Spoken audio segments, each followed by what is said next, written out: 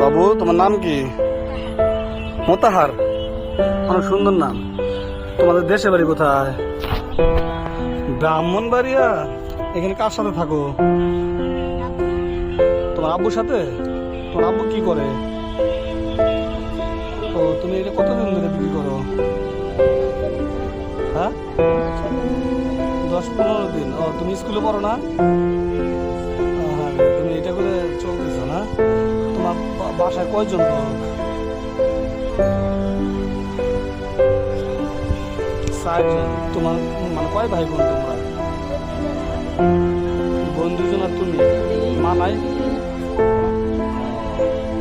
তুমি এটা এখন করতেছো। যদি পড়াশোনার সুযোগ হয় তুমি পড়াশোনা করবা? তুমি যদি পড়ায় পড়বা? তুমি পড়ছো, একটু পড়ছো? আচ্ছা, তুমি দৈনিক কয় টাকা বাদাম বিক্রি করো?